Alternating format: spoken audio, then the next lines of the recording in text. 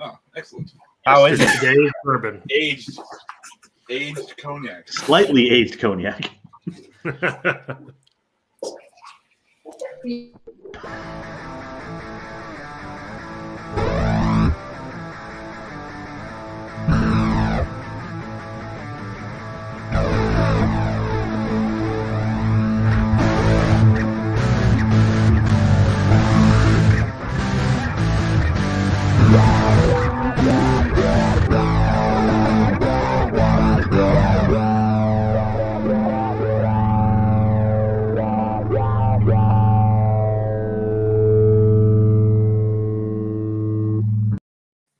Hi, everybody. We're back. It's been a week.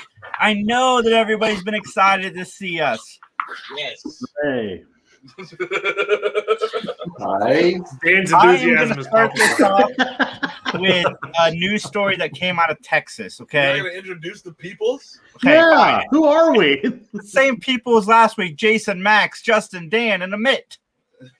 Actually, it's Amit, but I feel like I've grown as a person since last week, Jason. I Yes. appreciate you calling that out. He's Do you? not just Justin anymore. Yeah, it's Justin Prime. Yeah. The ultimate Justin. Cubed. I like Justin Primed. All right, guys. Hey, it's a guy. Yeah. What the hell is This that? podcast- That was terrifying. That's... All right, here we go. Why are we watching? The Texas alert system received a strange Amber Alert this morning in the search of a Chucky doll. Yeah, you're hearing that right. Texas DPS mistakenly sent out this Amber Alert for the Chucky doll and his supposed child, Glenn. The Amber Alert listed the character from the Child's Play horror series as a 28-year-old suspect, quote, wielding a huge kitchen knife. The alert was sent via email 3 times to subscribers in the system. DPS says the alert was a test malfunction and are working to ensure something similar does not happen in the future. Holly? Well, yeah, well, okay. So, wow. How? Of course that happens in Texas. Like, right? Is anybody surprised that that would happen in Texas? Well, I mean, like it would have been more appropriate if it was the Chainsaw Massacre. Yeah. Right. This should have been in Florida. Yeah, that's a straight up Florida man kind of thing. Yeah, definitely Florida man. But I like it. Like this is why I turned off Amber Alerts on my phone. Yeah. Aw. oh no, What if you can find the poor we've lost never girl? found Sally. Yeah. It's all Max's fault. He's seen her 7 times. 7. Whatever, man. Yeah. That was dumb enough to get Hey, got. kid. That's fucking Darwinism right there. That's what I believe in. I wonder how many people were panicking that Glenn Ray was kidnapped by his father, Chucky Ray. Do you think anybody in Texas was worried about it? Just his face.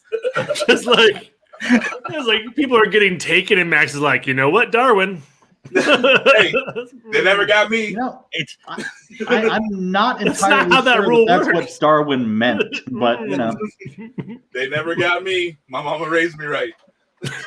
either that or they just drove by going, nah, too big. Can we Max really? You see the learned size of that man's head? Put him back outside. Can we really trust Texas's Oh, that blew off. concern? Whoa. Can we really trust Texas's concern on voter fraud when they are looking for this guy? Did he vote though? Twice. Twice, apparently. Oh, So did his 5-year-old For son. Trump, obviously. Mhm. Oh man. Yeah, see, the Amber Alert is That's something you don't. I love these stories. They really make me laugh. I mean, like, you know, like they just put Chucky up there because like they were testing the thing. But who is the guy fired who hit the button to like, okay, send it, like actually send I it hope all? so. It's like getting random news events to your phone. Like I didn't ask for this. Yeah. You totally messed that up. that's like remember a couple years ago when one of the highway signs just started flashing like caution zombies or something. We coming. I mean, definitely a hack, but still, I mean, it's kind of amusing. Until it actually happens, and then it's like, oh Right. god, It's like, we were warned. why didn't we listen to you, sign? Oh, yes. I guess the zombies will be the ones laughing then. I know they have a Child's Play show coming to Sci-Fi this year. You think Don Mancini was at his house writing down, ooh, maybe season 2 we can have Chucky go on the run with his son. That would be fascinating. Oh man. Was it a publicity the stunt? The fucking viral marketing. It's like Steve-O when he duct taped himself to his billboard. Yes. Comedy special. Yeah. I saw Steve-O live on accident, and it was gross. How do you Because, yeah, accident? Yes, It was at absolutely. Lollapalooza. I went to go get a drink, I believe, and there was a second second stage at Lollapalooza, and I had no idea that Steve-O was performing. But this is before Steve-O decided to do stand-up comedy. So this is Jackass Steve-O, and he's like cutting his tongue and doing all this weird shit. It was gross. I turned around and went back to watch. I can't even remember what band was on stage. Probably He Incubus. got you. Steve-O got you. You can't even remember what other band was playing. Like I feel like Steve-O. Yeah, Steve-O won that one. Yeah, It's Steve-O probably won something that round. shitty. It was Lollapalooza. So. Hey, it was, Shots I remember fired. the lineup. It was Jurassic 5, which is why I went. Ooh, Jurassic 5 is Okay. The Roots and Incubus.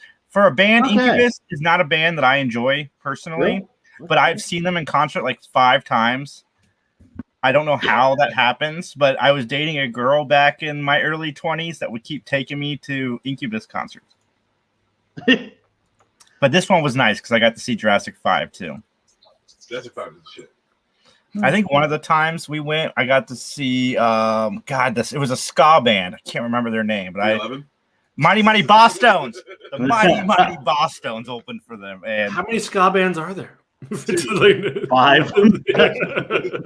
there's the Mighty Mighty Bosstones, the Real Big Fish, and there was one more. Everyone else. Yeah. The Rusty Cheese Graters was me and Mike McGee's band back in high school that never performed live. We just practiced like twice. All right. All right. Wait, I thought you guys performed at the high school Mike's Battle of the Bands or something. Mike's real ska band performed at the Battle of the Band. I thought that was the Rusty Cheese Graters. No. Ska bands aren't real. It's, They don't exist. What was the name of Mike's ska band back then? I can't remember. The Communist Party. The Communist Party. That makes a lot more sense than just the communist yeah, party. yeah, I mean, or Tell me not. I now. mean, they could have been pushing an agenda. I don't know. Take our crap government with our crap. Look, we got some trumpets. Come on. Do you like the trumpets? Communism. Communism really only works on paper. And it's ska bands. That is a fact. And it's ska band. Communism, however, Oh, for gee. everyone all the time. Everyone loses. Yes. Exactly. They're all the Son It's a of- horrible political platform. Yeah. You lose and I lose and we all lose. same. We all lose together. Well, you know, we somebody said we would be tired of winning. So I'm exhausted. time to lose. So I got one more news story that caught my eye, and let's share it with you guys real quick. Look at this production value. I love it. Yeah. I buy Corona. Where's their Why- sign? The sound. Why is this? I don't know. I don't know. I mean, Maybe I'm there not is we a talk gonna over this stuff. Yeah. Oh, they're Look making at that. cake pops. Anyway, they're COVID-19 Aw. shot cakes.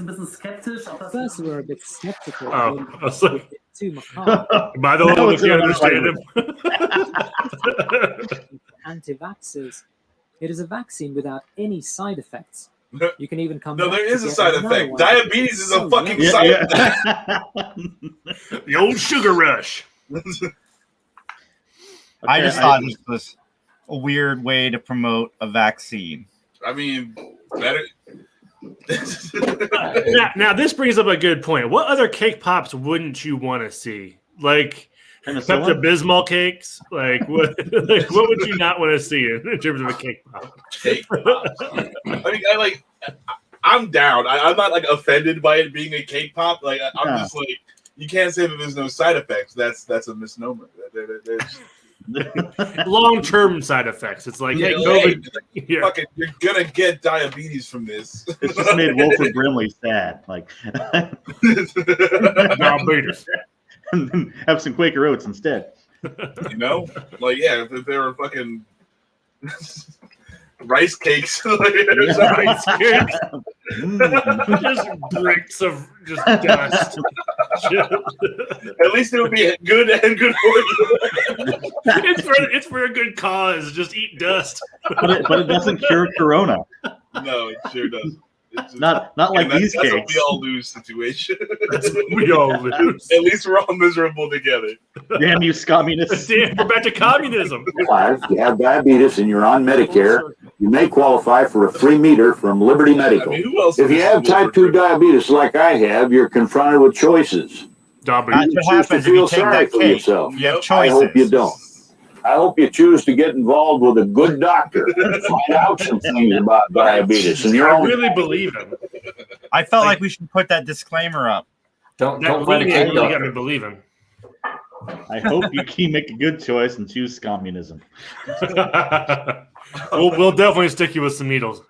Yes. Oh man, you watched the kids movie on Netflix? What's that? I said you watched the kids movie on Netflix? Yes. I made my wife watch a kids movie called Finding Ohana on Netflix last night. Drawn in by the trailer that emulated a lot of the Goonies, which is fantastic. Finding Ohana? Finding Ohana. Is it set in Hawaii? It is set in Hawaii. Okay. Yeah, a family that is currently living in New York gets shipped back to Hawaii by their mother to take care of their grandfather, and they end up going on a treasure hunt. All right. Is there an octopus? There is not an octopus. Oh. I know Ohana means family because I watched Ohana. Oh, very good. Oh, that doesn't look like. Yeah, it's full on. Yeah. Is that like Data's grandchild? Without knowing what movie the trailer was for, that's exactly what I thought. It was not. There's no actual Asians in this movie. That's a missed opportunity. So I watched the show. Well, admit first, what would you rate that on a scale of 1 to 3 geeks? 1.5. I give it 1.5. Yeah. It's still a kids movie. There's still a lot of unbelievable moments. Some mysticism that comes in randomly at the end. Yeah. Ooh. Yeah. I just watched The Undoing with Hugh Grant and Nicole Kidman. It's a David E. Kelly show, and I recommend it to anybody out there that likes a good suspense thriller. Hugh Grant's character gets accused of murder of ex-lover or a person he was having an affair with, and there's just the mystery surrounding the wife, him and his son, and the twists and turns. It's also got Donald Sutherland in it, and it's really well done. It's only 6 episodes. I really hope there's not a season 2 because I think the show is great as self-contained 6 episodes, and I recommend it. The only real downside I had to it is Nicole Kidman needs to slow down on the Botox because her reactions to things are not as there as they used to be. Yeah. She's not as there as she's just like drinking a cup of water and she's like, oh no. Which is weird because I just watched her on Big Little Lies and I didn't think she was that bad at expressing emotion. So there must have been some kind of Botox between those 2 series, but yeah, I recommend The Undoing. It's 3 out of 3, easy 3 out of 3. She's undoing her facial expression. Yes. Oh, you better talk to our lawyers. You're about to get wrecked. I started it Friday. It's just timing. It's all about timing, right? You just got to wait a few weeks, let the Botox settle in. Yes. Yeah, I started it Friday. I finished it this morning, so it's really quick to get through. Hey, you just burned it. Yeah, Yeah, it's good. It's only, like I said, 6 hours. It's worth 6 hours. It's an HBO show, so I recommend it. And David E. Kelley, who makes some really good television. I watched Mosul, Mosul, on Netflix.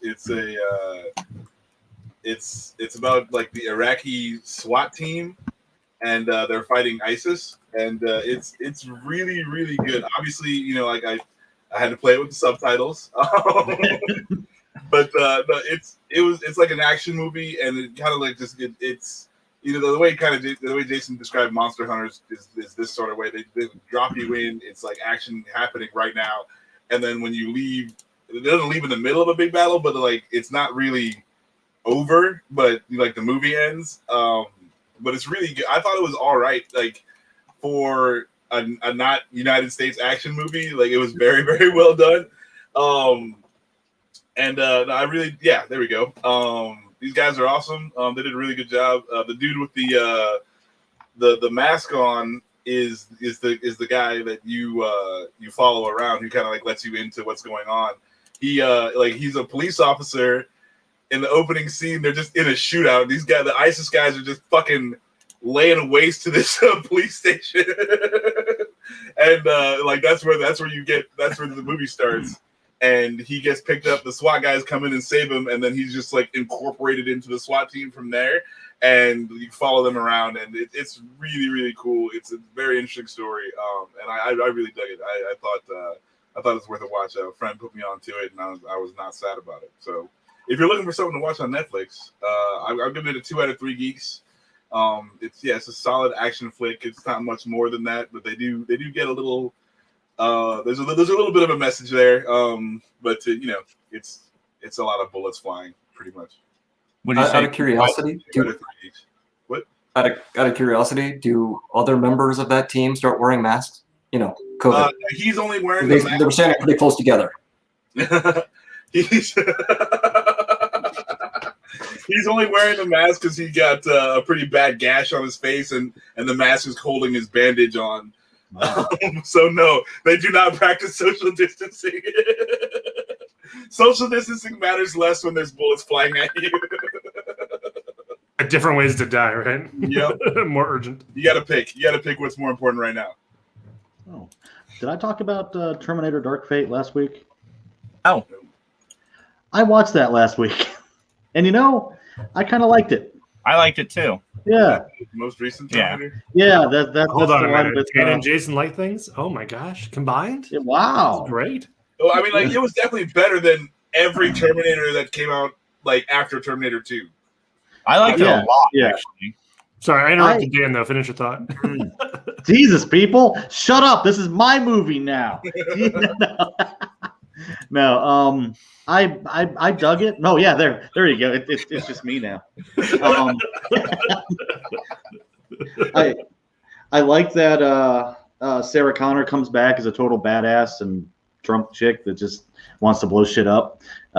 What I really want though is the old Terminator sitcom. Because he just sells drapes, right? So he's just like going around. It would just be his little sitcom of how his life happens, and he's got to disguise himself because he's 400 pounds and he's made of metal and he doesn't really have emotions. You're speaking right to my heart right now. And he's got to pick your drapes for you. That would have been the better show, I think. I agree. Well, one of the problems I thought with the Terminator sequels, and I did enjoy the Sarah Connor Chronicles, especially towards the end of the series, okay. but I thought one of the problems with the Terminator movies is they shifted the focus to John Connor. And what I like about Terminator Dark Fate, and I'm going to throw the spoiler alert up there just in case somebody wants to cry about it. I like Dark Fate because in the first few seconds, they kill John Connor. And I thought that was a brilliant move because the movies weren't about John Connor. They were about Sarah Connor. He just happened to be a character within the film. He was technically the MacGuffin of the movies. Like, they had to keep him safe. And then when they shifted away from Sarah Connor, I think that's one of the elements all of the sequels since have missed. Even though I thought Terminator 3 was okay. Salvation. One of the elements that all of the sequels missed was freaking the director. Yeah, that too. But Salvation is a guilty pleasure, and just completely awful. Has that Christian Bale guy in it. It's an action movie, and when you get the sound going, it's a fun action movie, in my opinion. But what about Genesis? Whatever. But no, it was. I've not even seen it. Quit it. No, it's great because John Connor is the Terminator in that one. It's oh, what a twist! Oh, I am the law. Wait, I haven't seen Genesis. Good. Thanks for the spoiler. Thanks for the spoiler. Good. It's fine. I mean, there's a 60% chance that you won't even know what the hell's going on in the damn movie anyway. So, I mean, there's 100% chance you're not saying the name right. Yeah, that too. I was hoping Khaleesi would be good in something else, but that wasn't it. That was not it. No, I agree, but I like Salvation. I liked it. Salvation, or not Salvation, Jesus, Dark Fate. I like Dark Fate a lot, and like I said, I really like the twist at the beginning, and I like what they did with the Arnold Terminator, and I thought it was fascinating seeing a Terminator kind of grow a conscience over the years. Or like, I thought it was interesting, just that it's like that retiring people. It's like when people retire, they die because like they're not doing anything anymore, and it's like what happens to a Terminator when he retires? Like, I guess he goes to sell drapes. He gets a cabin in the woods. Yeah, that's a whole nother movie. Well, it's because like the Terminator, that aspect of it, it's like how much humanity can a robot contain is a fun discussion topic, I guess. Yada yada. But no, I like Dark Fate. I liked it a lot more than like literally every other Terminator that came out past Terminator 2. I'm sad that it didn't get to continue, but like that is the one Terminator movie that should have been successful. Like all the ones that were successful prior, even Salvation, even 3, which I had various reasons for liking both of those. No. This one should have done well because this one was actually it felt like the natural progression to the series more so than anything that came before. But even if the next Alien movie is great, like it's still going to have the same stigma as being a part of a bunch of shit movies to this point. So, did I talk about Bill Paxton on this? Maybe. Bill Paxton's the only one to get killed by a Terminator, Alien, and a Predator. Yeah. But not technically on screen. But a bit, Dan, what would you give Terminator Dark Fate? 2.5. That's where I'm at. 2.5. I like that one. I'd say 2, but yeah, it's solid. It's pretty good. I also like the bad Terminator and how he has a solid chocolate center with a liquid chocolate skin. It's kind of cool. I watched. Well, first, did I talk about Monster Hunter on here? No. Yes. Did you watch Monster Hunter? I referenced your. I haven't heard anything about Monster Hunter. We talked about it at BGMX. Oh, did you? Oh. Yes. So I saw Monster Hunter. Wait a minute. You went out of the house? Yes, my son wanted to go and Liz bought the ticket, so I went. I did not want to see this movie. I didn't even know this was a movie. Like I had no frame of reference going into the theater. It's okay. Frame of reference? Who the fuck needs that? I didn't even know. Just use Sword and Shield. You're fine. I didn't even know Mila Jovovich was in it. So I go into. I think that's best case scenario. It's the same team as Resident Evil. Go ahead. Sorry. Mila Jovovich got me in a bit in trouble when we were younger because we were watching Cuffs in his living room and his mom walked in as she's dancing in her underwear and his mom was not happy by that moment of the movie. Amit has obviously drank that memory away. She just wasn't happy. He does not remember that at all. His face is just blank. Yeah. But I remember Highlander 3. Yeah, that's all you watched. You got a video card just to rent Highlander over and over again. But so I sat down. I saw Mila Jovovich pop up, and most of her movies are guilty pleasures for me. I like her in things. I wish she would do better things, but I like seeing her in movies. The Resident Evils after 2 are all guilty pleasures of mine. Like I don't think I'll ever go back and revisit them, but I never hated the time I spent watching them. But going into Monster Hunter, it's the same creative team as the Resident Evil franchise. And then I saw Mila Jovovich. I'm like, okay, at least she's in this. Got something that I like looking at. So she's almost always in her husband's movies. So yeah. Yeah, and he's the director, of course. Yeah. So a movie starts you, it throws you in the action. It keeps you in the action. And then the movie ends. It doesn't really end, it just keeps going. Like I felt the movie should have ended where it didn't end. And then it keeps going some more. And then you feel like it could end again. But it doesn't. It keeps going. And then the movie ends literally in the middle of an action sequence. So if this movie had been shaved down maybe 35 minutes, because it was a lot. To a half an hour. Yeah. Over 2 hours long.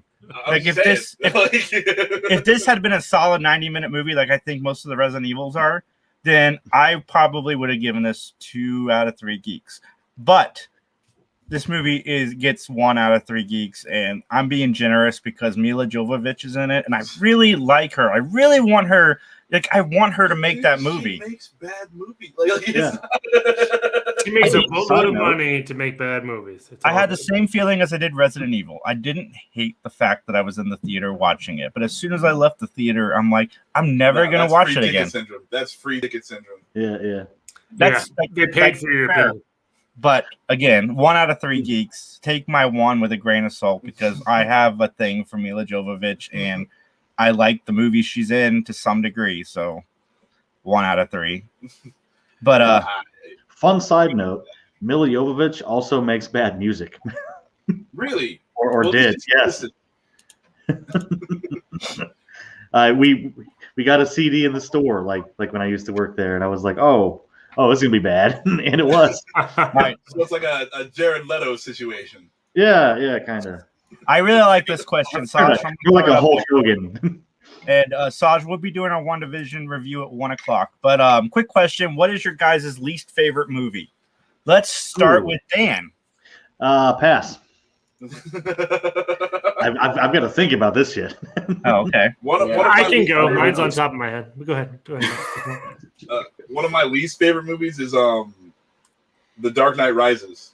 Because there was a lot of hype for that, and like they're coming off of the Dark Knight movie, and it's a Christopher Nolan movie. He has made a lot of bad movies. For that to be as terrible as it was, I was that was a pretty low for me. Like that was almost rock bottom as far as movies are concerned. And there are movies that are made cheaply and movies that are made poorly, and like there are B movies that are bad on purpose. But this movie was like, I don't know what happened. I don't know what happened.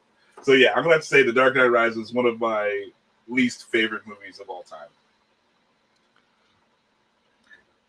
Yeah, I like Dark Knight Rises, but I understand that there's a lot of plot holes. A lot of plot holes.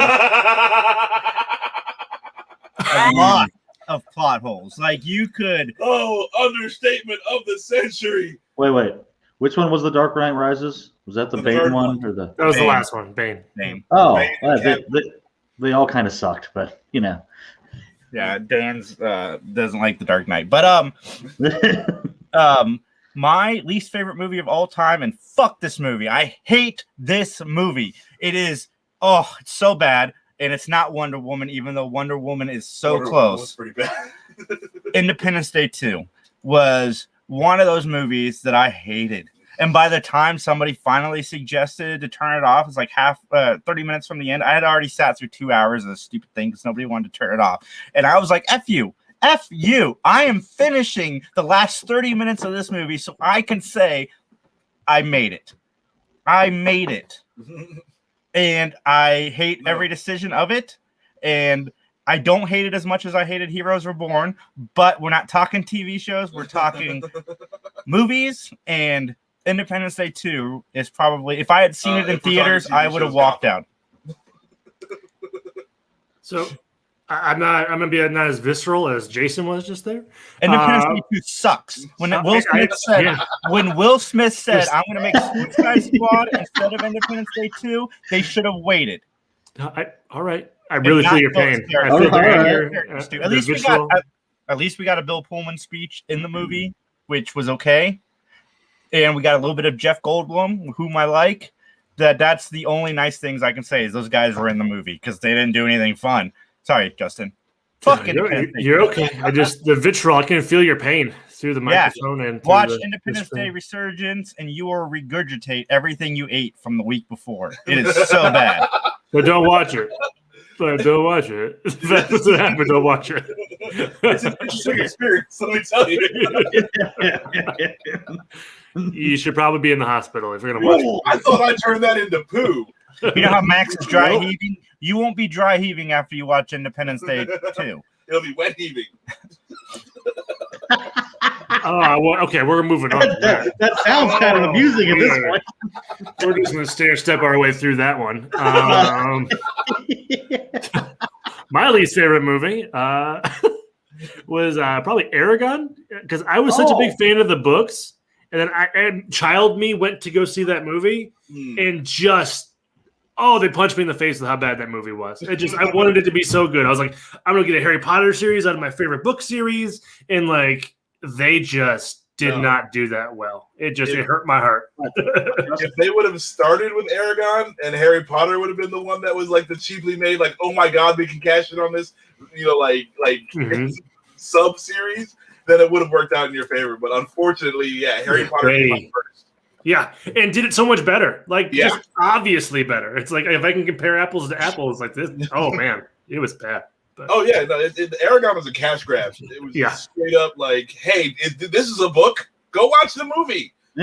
Yeah, it was. It hurt my heart because I read that first book a lot when I was a kid. I just had it on repeat, and it just hurt my heart. Other than that, that's my least favorite movie. But Justin, if you change the E to a D, it spells dragon.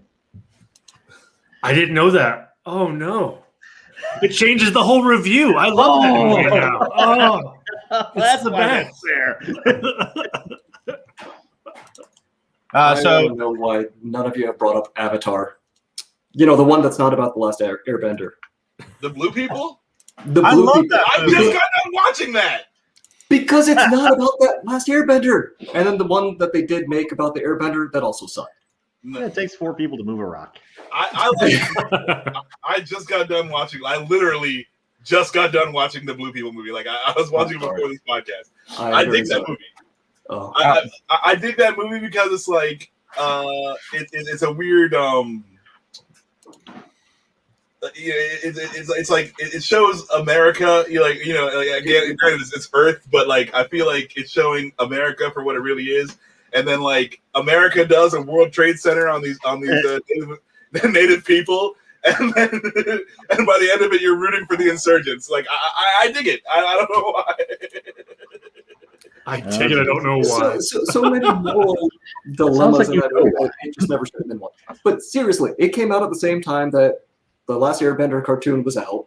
Yeah. I was expecting the Last Airbender. I did not get the Last Airbender. Yeah, that is definitely not the Last Airbender. Mike Beecher says Ready Player One was horrible compared to the book. I can get behind that. I can get behind the book either. I really like the movie, and what I've learned with books to adaptations, like people expecting House of M out of WandaVision, you need to slow down your expectations because Marvel has always changed the way the story is told in their cinematic universe. And I just feel like when you go into a movie, you have to expect it's not going to be the book. And just soak it in for what it is. Sometimes they get it right, though. Fight Club. That was a better movie than a book. The Shining. I would argue that it's a better movie. But I would as well. Yeah. Fucking The Mist. The ending was, oh my gosh. Yeah. Yeah. So I liked Ready Player One, but I've heard a lot of people make that same comparison, Mike. So you're definitely not alone in the world. I make that same comparison every day. I much rather the book, for sure. Anybody see that? Have you read Ready Second Player? I believe that's the name of the Ready Player 2? Yeah. I haven't yet, but I bought it. I love the Shining sequence in Ready Player One. The movie was awesome. And it takes place in Columbus, Ohio, and I could totally see Columbus, Ohio looking like that in like 5 years. I just like the Iron Giant. You go down High Street enough, it's already there. Yeah, that's true. Dan, what is your least favorite movie? I had to look this up because I wiped it from my mind. Okay. Now, years and years ago, I used to be a projectionist in a movie theater, so I got to come in for free. This is the only movie that I ever walked out of, and I got in for free. It was Hollywood Homicide. Hollywood Homicide. Who's in that? Harrison Ford and Josh Hartnett. Oh, I know this movie. I've seen the box for this movie 100 times. And that's This as far is as we go. the worst movie to me because it is the most mediocre piece of shit I have ever seen. So this is like the very middle of the spectrum for me. Like you have good on this side because they're too bad. You have good on this side because they're actually good, but that's where it sucks. I like this question too, Sasha. You're getting 2 in a row, buddy, because I'm giving you 2. What is your favorite anime? But the one that I like the most is what was your first R-rated movie? Oh, I know. Mine's easy. Revenge of the Yeah. Nerds. He's 5 years old. I should not have been watching that movie at 5 years old. You definitely shouldn't have been. I turned out Return just of the Living fine. Dead. We can argue that statement for a while. I think it was a That's Van a whole Damme. hour of that. Van Damme was probably second. I only remember my first R-rated movie just because it had such an impact on my life. It's why I wanted to be a nerd. I wanted to perform one of the songs at the school talent show, and they wouldn't let me, even though the song, there's nothing wrong with the song. My favorite anime is probably Samurai Champloo. I really think that. Yeah, I'm gonna say it's a Van Damme movie. I'm not even sure which one, but I know like my mom was a huge Van Damme fan, so I feel like that was one of the first rated R movies. It could have been something else besides Revenge of the Nerds because I used to watch movies with my dad all the time. It could have very well been a Van Damme movie. I remember walking in on a Friday the 13th movie my dad was watching sooner than Revenge of the Nerds, but I never watched it all the way through, so I wouldn't count that. Justin, do you remember what your first R-rated movie was? Was it last year? It was. Oh man, yeah. It was really a stretch for me. Really had to step out of my comfort zone. Had to leave the Mormon house, and I brought my grandma with me. And we held hands and we sat in the theater. And we said, "I'm not ready for this." It was also her first rated R movie. Yeah, she looked at me in my eyes and she said, "I don't know what we're looking at." How do people have those? And they're different. Justin's like, Grandma, let's go watch Showgirls. It's got that nice lady from Saved by the Bell. I would never. My grandma's a saint. I would never do that to her. I would. Maybe, but I would. I don't remember my first rated R movie. I'm sure it was just something packed full of violence, though. I would imagine that's the rated R my parents would let me break. You know what I mean? Of all the things. We all know Mitt's was Highlander. Mitt, what was your? You know what? I don't think it was. I actually had to go look this up because I wasn't sure what the rating for this movie was, but I think it might have been The Good, the Bad, the Ugly. Oh, that is our good one. Yeah. Yeah. I think that was the first one. I've never seen that. Yeah, you should all those Clint Eastwood. I know. Yeah. It was also probably the first extra long movie that I ever saw. Yeah. Really long. Yeah. Did you guys ever see Gods and Generals or whatever? That had an intermission and it killed me. I was just like, that I was thinking of long Sounds movies. familiar, actually. Yeah. That movie was terrible. Yeah. I was there for 4 hours. Because the book is awesome. Was that the one that was basically what's the one they always show you in school? Glory? Glory, yes. It was like Glory on crack. Not really. Gods and Generals focus more on the Southern Generals, but it was written by a guy named Jeb Shara, who did some really good shit. The guy that also wrote Gettysburg, the movie they made off of that. But Gods and Generals had like talking about the address. No.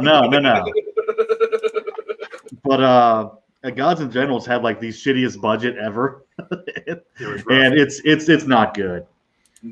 They tried, but no. They gave it their best effort. Yeah. They're like, oh, come on, guys, let's go do this. It's like one step up from a film Civil War reenactment.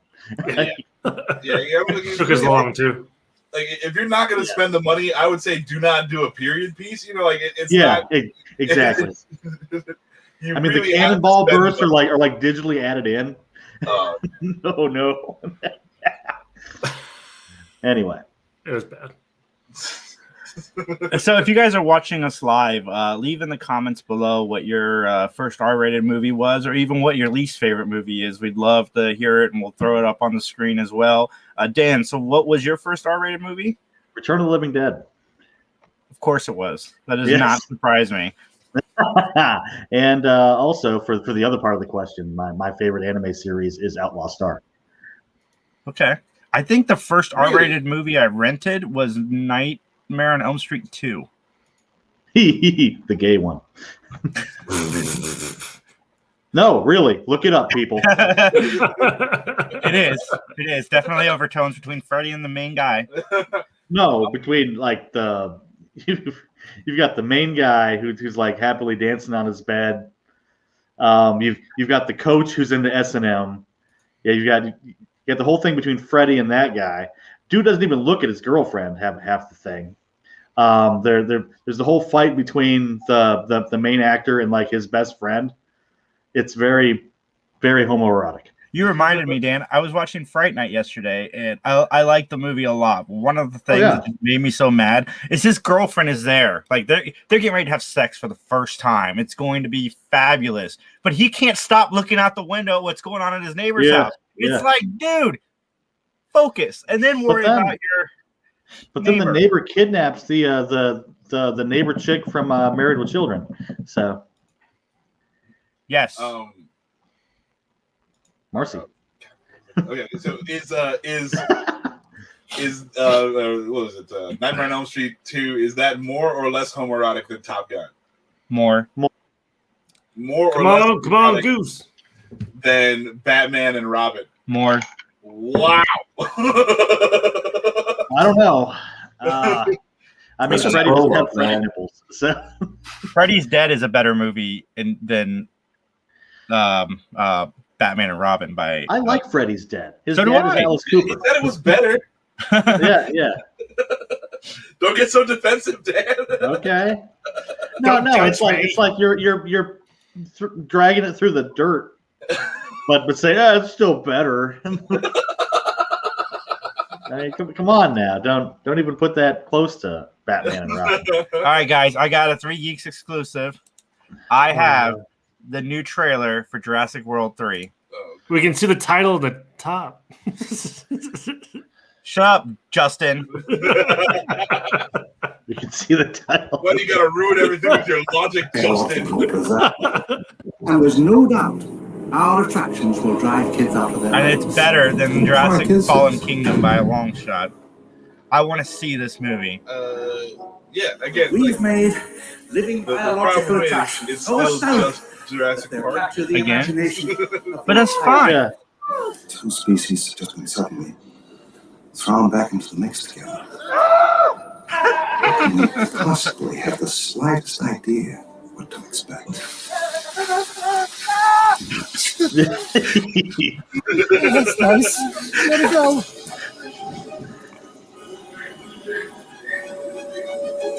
He doesn't want to be fat, he wants to hunt. I won't leave this playing the whole time, but we got to watch the chase, the T-Rex chase. It's so good. Where's the goat? Yes. Oh, you know what happened to that goat. Yeah, we all know what happened to that goat.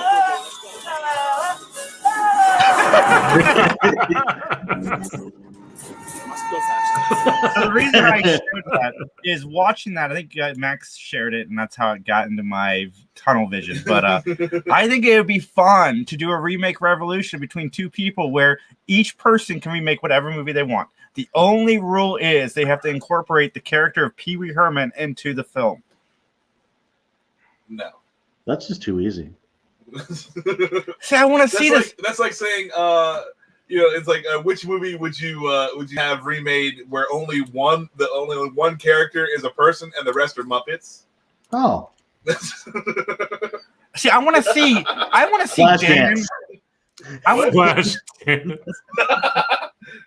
See, I want this to be Dan and Brian's match against each other. I want Dan and Brian to remake a movie and incorporate Pee Wee Herman into it. We know it's going to be fun and exciting coming from both teams. How did I get stuck with armpit hair, man? No, not on the same. Oh, we know. Against each other, Dan. Against. Oh, so this might be the one you win. A true battle. Oh, gee, thanks. Space opera with arm hair. Yeah. And Pee Wee Herman, apparently. But there are some real news stories. We're not going to just make you guys listen to us review stuff for days, but are we not going to talk about GameStop? Oh yeah, power to the players, man. Power to the players. Haven't we heard enough about it? What was that, Mitt? Haven't we heard enough about GameStop? Oh yeah, no, I was kidding. It's fine. Yeah, thank you. All right. So anyway, I don't know if anybody really cares about this. The Matrix 4 has a title called Matrix Resurrection. Resurrection. I mean, they kept with the How arms. long did it take to write this film? Are they releasing it on Easter? Yes. Keanu Reeves is Jesus. They 100% short. I mean, yeah, but yeah. I am curious about this movie because the reason I'm curious is I don't think Keanu Reeves would sign on at this point in his career. His career is doing really, really well unless he had faith in the script. Keanu Reeves is set to make like 10% of like the overall budget of all Matrix stuff, right? Like it just makes a lot of business sense for him to do the movie regardless. Guys, have you seen anything about Cyberpunk? Just how crash and burn it was, or is there something new about it? Yeah, because he's there. He is in there. Yeah, he is there. That's so funny. Yes, he is there. Yes. And the game doesn't work. Watch the glitz videos; they're freaking hilarious. It's oh man, I played it. There's a lot of yeah, even better, I guess.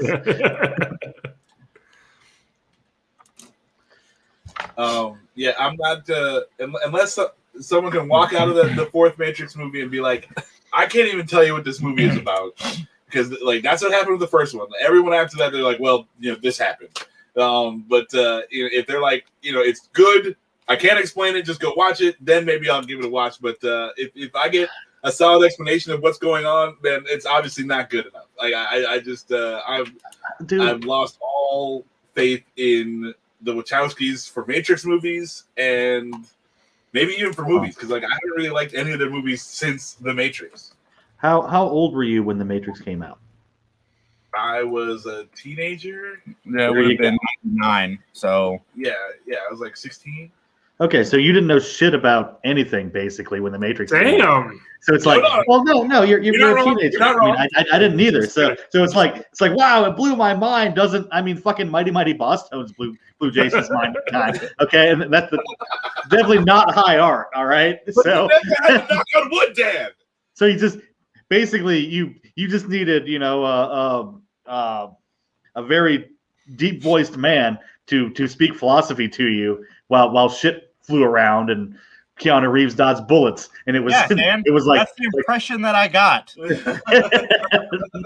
It was the greatest thing ever. But like also they had like that the Matrix advanced the industry a little bit, like with what they did with like the bullet time and all that stuff, like had not really been done, and there was also that aspect to it.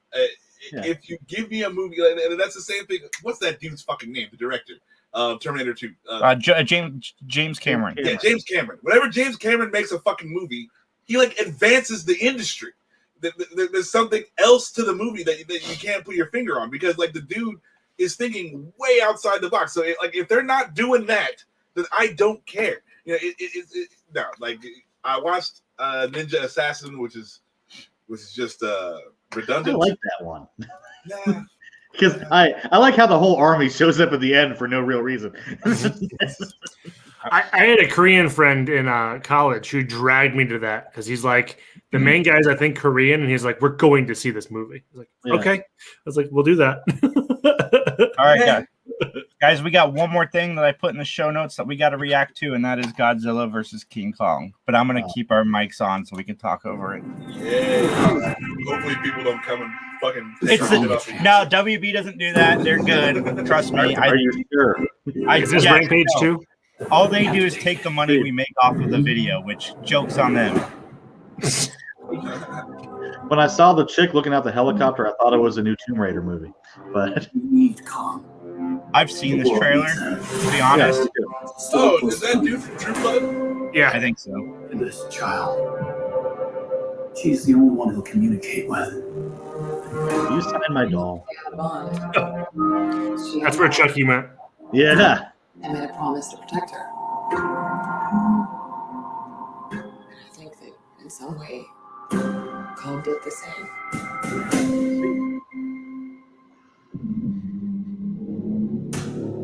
I want to see this movie.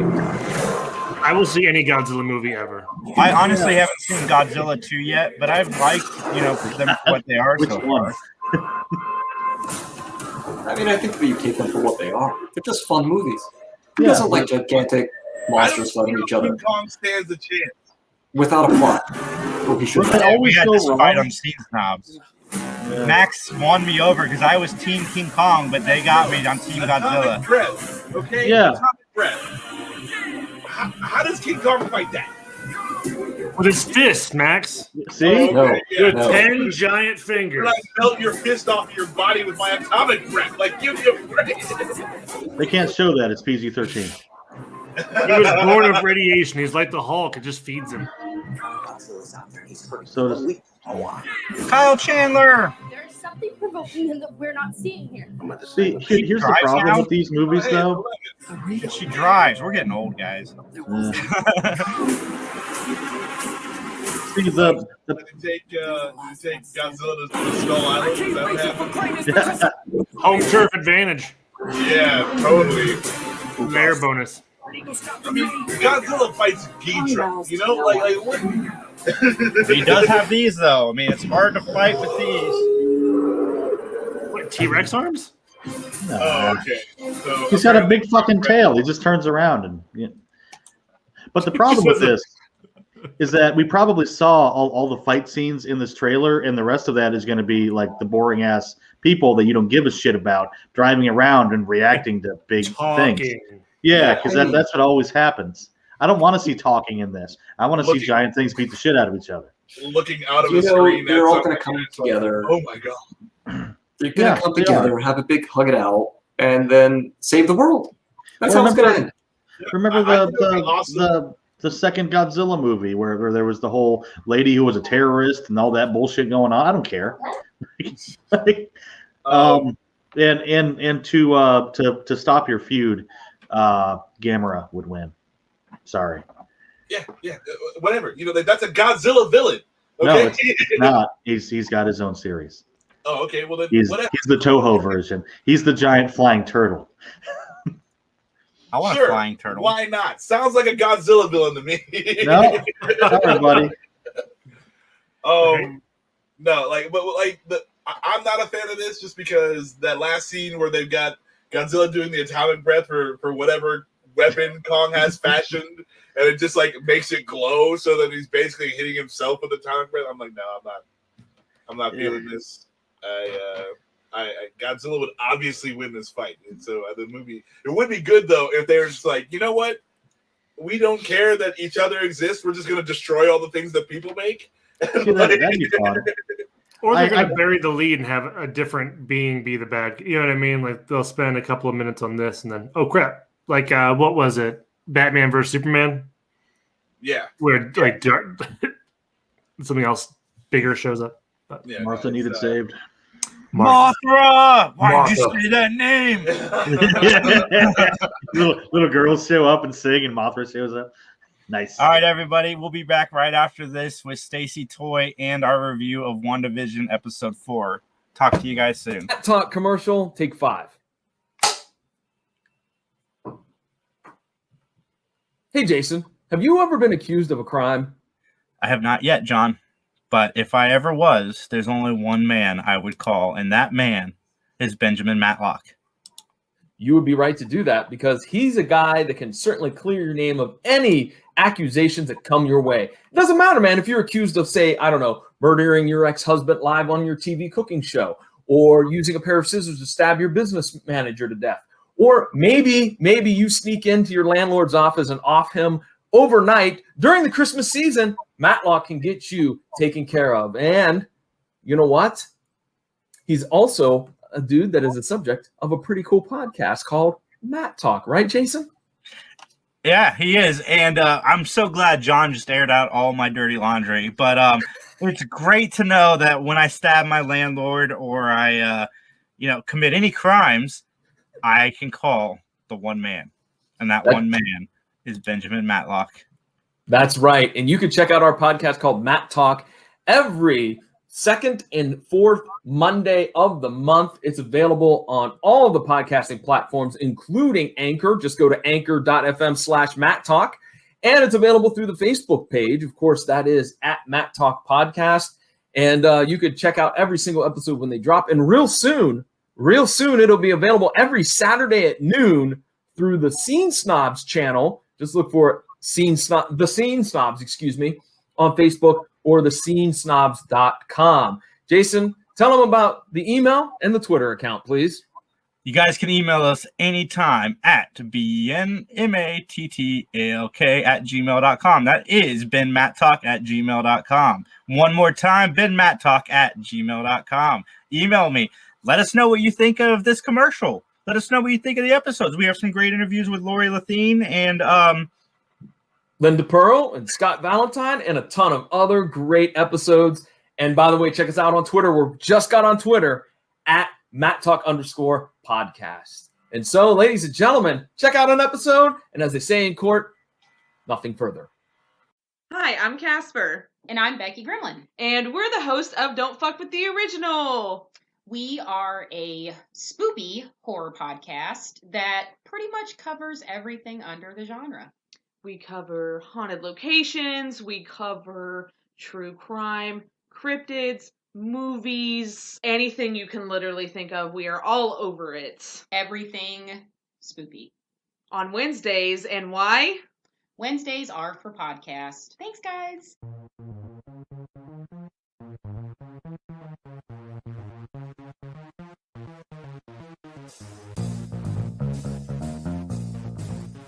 Hey everybody, it's John Orlando from the PVD Cast. Are you wondering where you can find my podcast? Well, it's real simple. Just go over to pvdcast.com, the online home of yours truly, or it's available through all of those major podcasting platforms. Just search for it in Apple Podcasts, Stitcher Radio, Spotify, iHeartRadio app, and don't forget that every single Monday night at 8 o'clock, I do a live broadcast of the week's episode of the PVD Cast through the Facebook page. Just go over to facebook.com and search for @PVDcast and join me every Monday night at 8 p.m. And with that, ladies and gentlemen, I'm going to get on out of here. So I'll chat at each and every one of you later.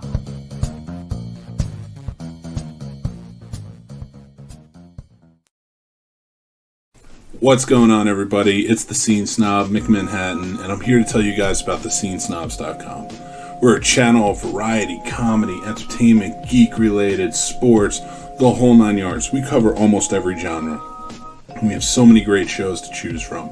We have shows like the Scene Snobs Podcast, BTB Podcast, The Guapo Show, the Sports Snobs Podcast, the PVD Cast, Jeff Dwoskin presents Crossing the Streams, the Three Geeks Podcast, the Fandom Effect.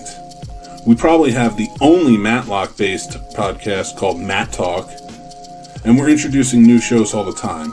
We have new shows coming up like the Ear Hustling Podcast, Carpool Shenanigans, and of course, From Some Nobodies, Twitching Upstream, and Talking Upstream.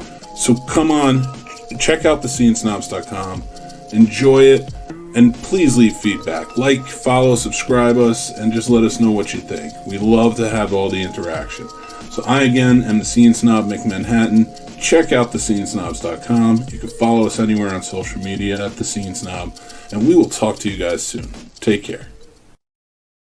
3, 2, 1. I'm Gunnar Quaylen I'm Jenna St. Clair. from churchofsecrets.org You're listening to John, Dan, Scott, Max, and Jason. on the Three Geeks Podcast. We're back, everybody.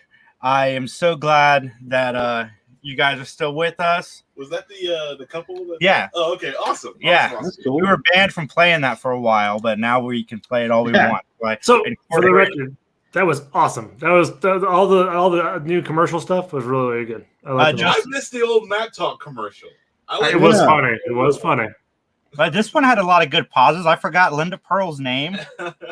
We had Lori Lathine and I think John did a good pickup there. But Justin, I'm actually going to send that to you and have you clean up the Matt Talk one a little bit if you don't mind. I can sure try. Because I tried to, and it was a freaking nightmare. That sounds great for me, then. Yeah, have fun with that shit. They're gonna hate it. Enjoy. No, I mean, it gives.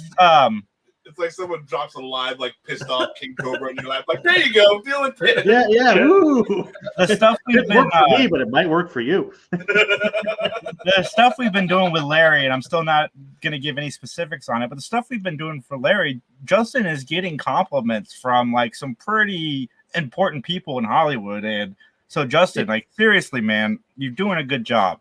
Cool. I mean, Larry's cool and all. Like, but I mean, like Larry, the name Larry is pretty generic. You know, it's like if no one knows who you're talking about, that's not really like. There's some guy named Larry, but he seems to like us. There's a man behind a Denny's who is saying I'm doing great things. My old bowling buddy Larry. Yeah.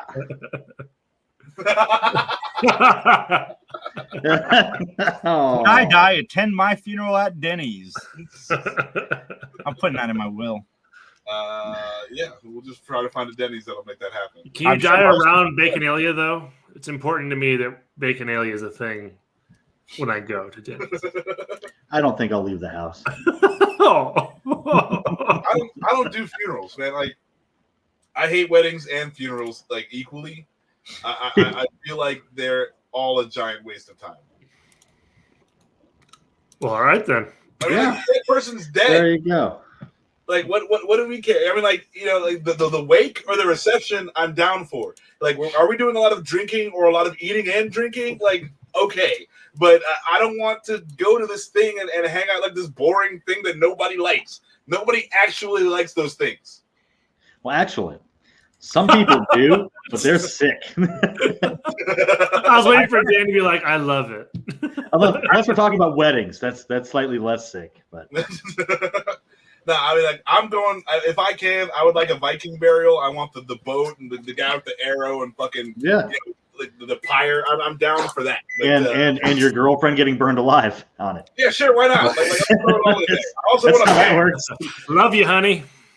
And she I'm loves just waiting for the sequel to Wedding dying. Crashers. All right. Weight Crashers, the new Vince Vaughn movie.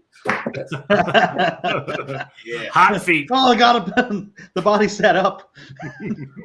But okay, guys, WandaVision. I'm going to throw up the little spoiler alert here because I know people have been waiting to hear our thoughts on this episode of WandaVision. I'm going to start with Max because I don't really know what his thoughts are. I was falling asleep during this episode. That's just like that's not anything against the episode, but it wasn't. It obviously wasn't grabbing me like the other ones were. It filled in a lot, and I did dig that. It was all in color, so if you're one of those people who are not a fan of black and white, you don't have to worry. It was 100% in color, but no, it was just like the okay, here's what's going on kind of deal, and I thought it was just okay. You know, but like I like the opening sequence where they go back to the blip and you see kind of from a different perspective, you know, like what happened of somebody returning from that, and I did like that a lot. Yeah, you got to really do your homework on who her character is. Like, you got to know the names and stuff. Like, they don't spoon feed it to you that, oh, she's Captain Marvel's best friend's daughter. Remember you saw her in that it's like, movie? yeah, your second cousin's ex. Remember you saw her in that movie. Long lost roommate. Like, it doesn't really matter.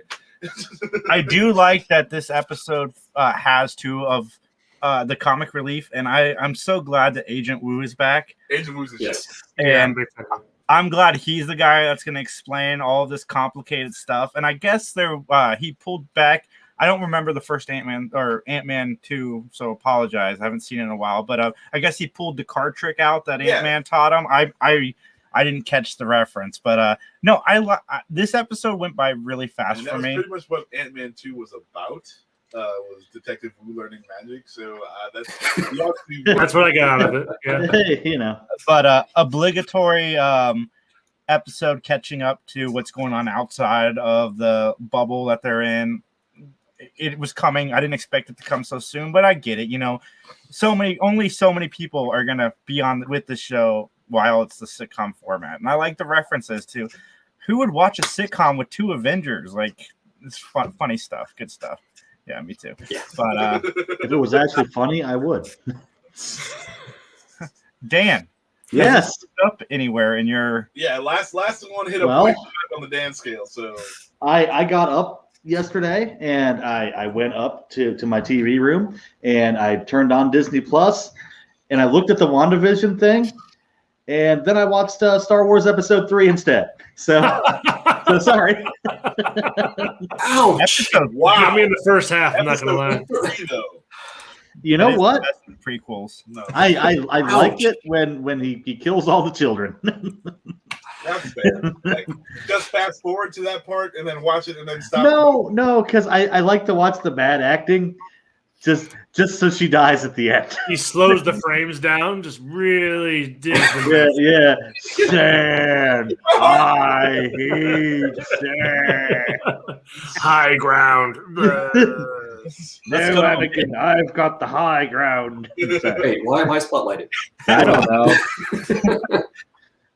Why don't you do it more? Do it more.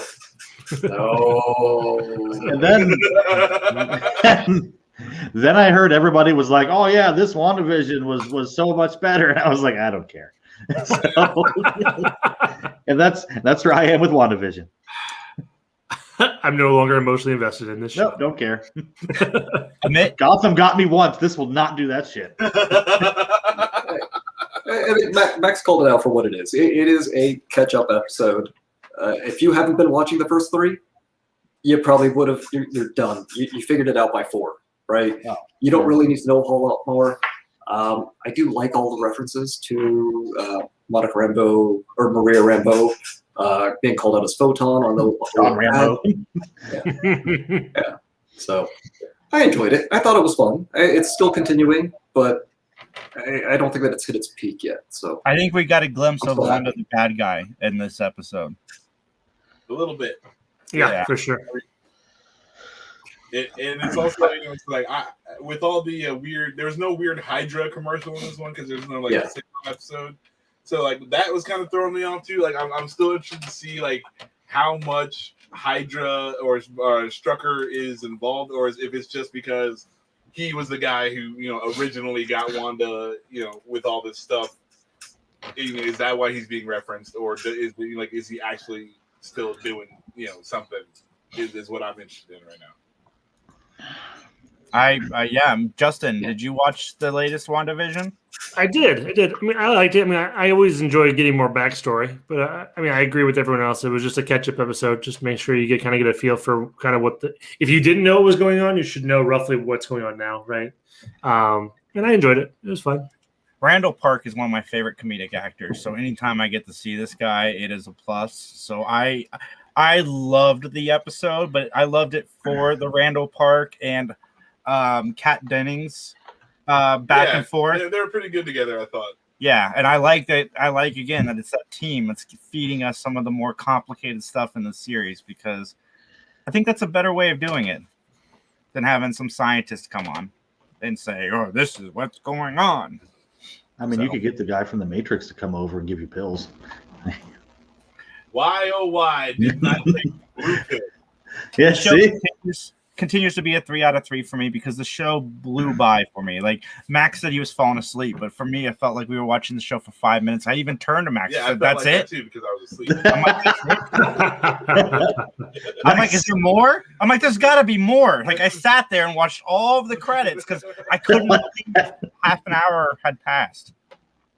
Just imagine, Jason turning to Max about everything, and Max is like. He only fell asleep once.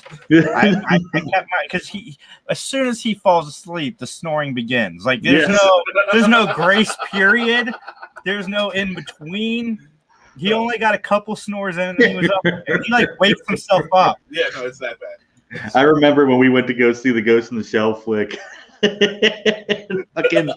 got Max on this side, I got Scott on this side, and like Scott just looks horribly confused after like an hour of the movie. I turned over to Max and he's like snoring. I was like, okay, whatever. It's gonna be a great review. Max is like a battery. He just charges himself randomly throughout the day. Yeah. Like 2-second charge to get Max an additional 2 hours on his day. A man likes a nap. Yeah. The battery life is slowly getting less and less. Yeah. We're gonna be getting old. Need to be solar powered. I hear you, man. I was up till 1 a.m. last night, and I don't know where the hell that came from. I'm never up till 1, maybe 11, usually 9. Usually 9. 8 sometimes. 10 o'clock is bedtime. That's it. Night. I'm not doing nothing else. I try not to. That depends how far the rabbit hole I am on like YouTube or something, Oh, YouTube's rabbit hole, man. It sucks time away. I went on Illuminati rabbit hole like a few years ago, and I started at like 8 p.m. and then the next thing I know, it's like 4 a.m. and I'm still in front of my computer watching these videos. I had no idea. What did you learn? Nothing. Exactly. Nothing. That there's a lot of people in the world that believe dumb stuff. Yes. This is like, very true. You knew that before that started. Yeah, Mick, some of us go to bed at 10. We're not up all night doing whatever it is you do. Yeah, hey, dude, I have to be up at 5. So he's living his best life. It's bedtime. Yeah, Mick will message me at 2 a.m. and then I'll wake up at 4, and then he's still like around on Facebook. Does this guy sleep? Yeah, you guys will ding on the message thing, and I'll be in bed. I'll be like, nope. I had to turn the notifications off on that one. Like, I'll just look at my phone. There'll be like 48 things I need to read. I'm yeah. I'll wake up the next morning and there's like 26 messages on a chain. I'm like, I don't care. Sometimes we're like it's interesting though, because you leave it at some point. And then when you read like whatever they're fucking talking about, and you're like, how did we get here? Yeah. So yeah, like I enjoy it for that, but I had to turn off the notifications. I'm not having that stupid thing ding every effing time someone makes a stupid ass comment or does the cheers. We have about 15 minutes before Stacey joins us, so if you guys want to hit us in the comments with some questions. I like the questions about the R-rated and our least favorite movie, so give us some stuff like that. Guys, real quick, let's geek this. I give it 3 because, again, I was laughing my ass off through the episode because Randall Park just hits my funny bone. 2 out of 3. It's still a solid watchable show, but I don't think it's like you don't have to watch this. I wouldn't put it at 3, but like it's definitely a watchable show if you're looking for something to watch. Justin, I agree. I think it's 2 out of 3. I think it keeps on keeping on. Amit. All right. And then, Dan, how do you rate Star Wars Episode 3? No, Dan, how do you rate the synopsis of WandaVision Episode 4? I don't know. He hates everything. Was it better or worse than having to sit through the actual episodes? I can't tell you that because then you'd have to sit through the actual episode and tell me what you thought. Oh, well, I don't know. A 1. That's on the OnlyFans at 3, Nick. Oh yeah, okay. I believe that happens on at 9 o'clock on the Scene Snobs channel at Tuesday. Yeah, there's that guy that does that other podcast. But WandaVision was fun. It was fun. Star Wars Episode 3, I like that one out of the prequels. I think it's the better one. Yeah, me too. Because Obi-Wan gets to ride that weird lizard monster thing, and I want one of those. I just want to ride it around town, like, hey. You've got less Jar Jar, less sand, so it's a win for me. And Jar Jar is sad in this one because the only time you see him is when they're doing the funeral at the end. Didn't he introduce something into the center, or was that 2? I think that was 2. I don't know. I wasn't paying attention that much. Yeah, it's not good. I didn't really pay attention until everybody started fighting, and then there was no. And 2 is probably the worst one out of all of them. I'm gonna say 1. I like 1 because they use actual sets. They got Darth Maul. Yeah, I mean Darth Maul is cool. I don't like 1, but I really don't like 2. So 1, it would be my second least favorite Star Wars movie. 1 is my favorite. 2, you've got that whole fight between the Jedi and the weird ass bug people. In one, you've got like a half an hour pod race thing and some little dude that can't act at all. Yeah. So to be fair, nobody can act in the Star Wars movies. Well, yeah. Granted. Except maybe Harrison Ford. Acting in the new ones hasn't been that bad. No. I mean the prequels. Okay. Yeah. Okay.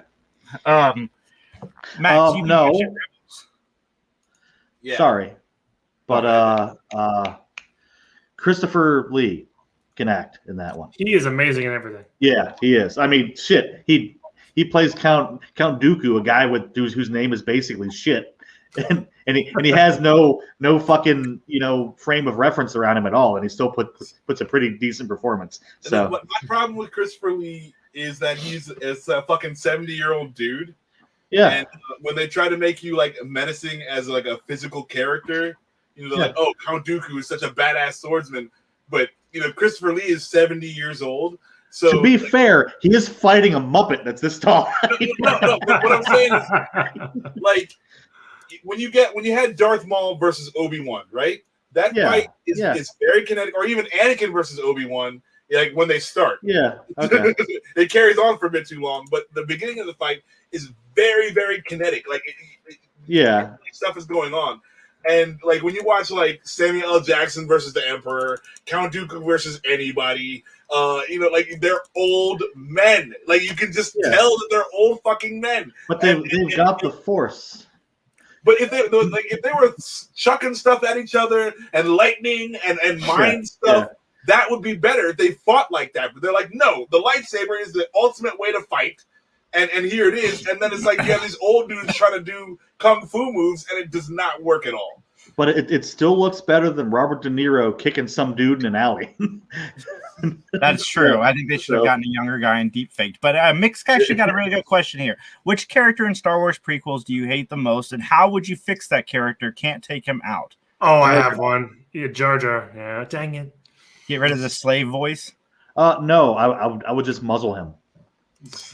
So we have a differing opinion. I'd make him Darth Jar Jar. Make him the dark Binks of the Sith. Well, yeah, but how is that going to work? He's just going to be like, "Me's a bad man." I think you have the dumb Jar Jar in the first, and then he becomes coherent in the second and third as he reveals that he is actually evil and intelligent. Okay, I kind of like. I don't think that you drop the entire stupidity angle for Jar Jar, but I think you leave hints to say he's got an ulterior motive that's going on. I think you still have to leave that in there so nobody knows. Tone him back, though. I would tone him back far. My least favorite character, like the character that I would change is Count Dooku. I would switch Count Dooku with Darth Maul so that we get more Darth Maul throughout the thing than Count Dooku. Count Dooku would be the first guy that they fight and kill in the first movie, and then like we get the kung fu awesomeness, into the third movie. as long as Christopher Lee gets one awesome fight, then yes. I'm down with that. I am cool with that. But I mean, I don't know how awesome it would be because again, the dude's 70 years old. He just can't move like that. Like he's not Not everyone can be Jackie Chan and still like jumping out of windows when they're freaking 70 years old. Okay, even Jackie Chan can't be Jackie Chan anymore. I watched what was it? The Foreigner. And That's a great movie. I still need to see that one. But like Jackie Chan, for a 65-year-old dude, has still fucking got it. And it was just like I was just floored by how awesome he was in that movie. Just like the kung fu stuff. I mean, like the movie was okay as far as but yeah, Jackie Chan, as far as like doing Jackie Chan things, he's still the man is amazing. The man is a god. Like, but there's only one Jackie Chan. What happened to Tony Jaa? He's not Jackie Chan. That's what happened to him. Well, no, but I mean, he was like the next dude, and then I haven't seen much of him. Yeah, no, like his bones hurt. That's what happened to him. His bones hurt. He can't dislocate everybody's shoulder all the time anymore. Right? So I would say Count Dooku needs to be made less, and Darth Maul would be brought. And how I'd fix it is bring Darth Maul to the light more. That I feel like he's the better character. Can we replace the dude that played Anakin and have a better actor? Hayden Christensen? Absolutely. Yeah. Okay. And have it like actually spend time with him where it matters. that might work better than just muzzling Jar Jar. The writing is my least favorite character in the prequel. Can we just get George's story ideas and let somebody else write like he did with Empire and Return of the Jedi? Because that worked out very well for him. That's true. No, I also don't like in Star Wars where they make it for kids, like because like war is not for children. I don't know. It's like I can deal without Ewoks. I can deal without Jar Jar. I can deal without stupid droids. The stupid droids are what piss me off the fucking most. Who would buy, like, if you go to the demonstration of this droid, like, here's our new droid, and it's like, I don't know what to do. Should I ask him? And then like they can't shoot for shit. They fucking they bumble around. Why would you buy that? Why would you order an entire fleet of that? I was thinking during this whole thing, I kind of wanted the Terminator universe to just kind of wander into it. Because that would have been interesting. Anything. I mean, yeah. Anything would be interesting. The prequels were a mess. There's good tidbits.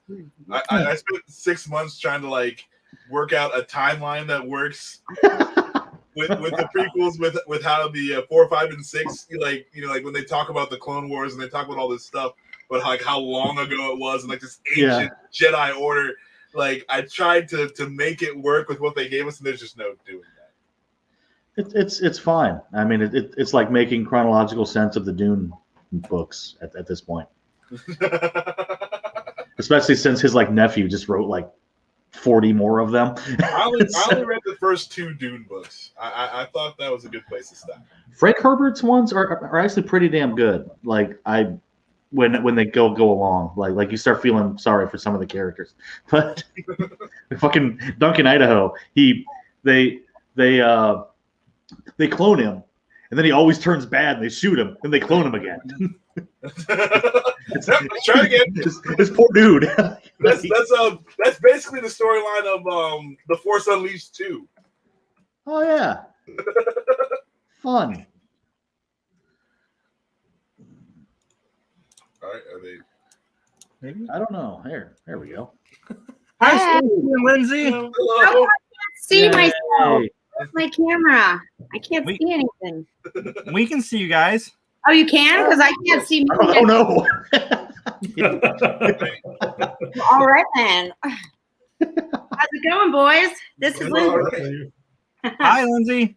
I'm going to show you what I have on my screen, so then maybe you can help me because this is getting. All right. I just sent it to you on Facebook as a picture. Awesome. Yeah, maybe for you. Oh, so you can see Max. So you're lucky. You only have to see Max. Not sure how lucky you are, actually. Oh, well, we're ready. Can you see her and I? Are we good? Yes. Yes, you guys are both in frame.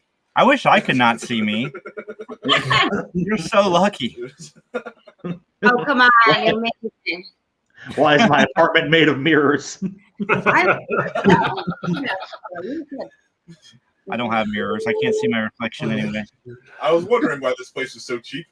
It's just glass all the way through. Carnival mirrors everywhere. It looked much bigger than that. Yes.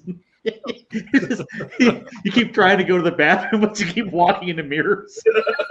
Terrible. So we killed him. I hate living in a fun house. All right. So, Stacey, what have you been up to? A little bit of everything. Right now, Lindsay over here, she's getting some products to show you, but we've been building, she has her own CBD brand, Lindsay Noel CBD. I don't know if you can see it on my shirt because I can't see myself, but, and so she's been launching that, and I've been helping build the global marketing team because everything is basically expanding into larger, bigger things like wholesale products and stuff like that. Some of the former clients from our chemist is like Kourtney Kardashian and her Poosh line. And so, we've been working with some celebrities and different things like that to all kind of, some are potentially coming out with their own lines with CBD, but it's like face stuff, it's tinctures, we have like CBD mints with melatonin in them, face stuff. If Lindsay wants to take over and kind of like go through and talk about it, but I'll tell you what, ever since I started using CBD and stuff like that, last January, I guess it was, between CBD and THC, I've lost like 65 pounds, like just by using it every day because of my, like, instead of pain, because I don't take opioids anymore, which was on the last show. If you the last time I was on your show. So this stuff's really like helped me save me. And so the fact that she's got her own line and now I'm like helping to lead a global marketing team is like pretty freaking awesome. So there's the girl, there's the face. I just make her sound good. Hi, Lindsay. What made you jump into the CBD business? Me? Oh, so I was in a car accident when I was 16 and I struggle with like major back pain, migraines, anxiety, all that good stuff. So I was looking for a holistic way because I was taking Klonopin 3 times a day. I was taking back painkillers, you name it. And I just didn't want to do that. And I didn't want that to be my lifestyle. So I looked for something alternative. And then I found CBD. And quite honestly, 2 years ago, I didn't know anything about it because we're in Northeastern PA. Yeah. And how many people, like, we're educating everybody. No one knows about it. They still think CBD is THC, which is weed and dope and hash and the devil's lettuce for all those people who don't know what that is. Devil's lettuce. It's the same plant, but again, we have an endocannabinoid system in your body. So like when it works, you work. Like I'm not even trying to sound like a hippie or anything, but I get it now, man. Like I'm starting to get it. Awesome. So how long have you been in the business? 2 years. 2 years. I'm sorry. That's one of the problems with producing and being on a show. No, so you know what? I started using CBD 2 years ago, and then I met the amazing chemist who formulated these. And then I found out that he had a hand in Imodium AD. Oh no. Uh-oh. Had a hand in turning our camera off. Oh no! Don't talk about me. I had nothing to do with that. My hands were down here. You know what's You awesome, killed him. though? I feel like it's cool that they know like a chemist. I feel like that's very Walter White. Like Walter White. Guy, so it's like call the chemist. I kind of was afraid that was going to happen because the picture froze. Awesome though. They seem Yeah, that sounds great, man. I've always wanted to try more CBD stuff because I know there's a lot of good health benefits, or it can be. A lot of good health Yeah, if you guys haven't checked out the first interview Max and I did with Stacey, it is one of the most inspiring stories I've ever heard of. This woman lost her husband to drug overdose, and the guy that helped her husband was with her husband that night and kind of essentially put the needle in his arm. She helped that guy get clean, which is something I don't think I could ever do for anybody. If they played a part in killing my spouse, like That's with a baseball bat. That's some tough stuff. I will help you get clean. The fact that she was able to do that and overcome her own addiction, because she was telling us that she was doing 120 Vicodins a day. Like, so her story is just so inspiring. Definitely go check it out. That was get her back. She's working on it. Yeah. She's definitely one of my favorites from last year. Favorite guest. But yeah, fun times with CBD. Cool. Yeah, CBD. I want some CBD. Might help my diet. I've lost 20 pounds this year. I'm wondering, like, what you think, because, like, I smoke weed, right? But that always encourages me to eat more. Like, I don't lose weight smoking weed. So is it the THC? It's the THC giving you the munchies. Right. So, like when she said THC and CBD, so I was like, well, I don't understand how you're losing weight because I'm just doing it wrong. I'm doing it wrong, but I'm doing it wrong. You got to stop baking it. It's the brownies. It's not the THC.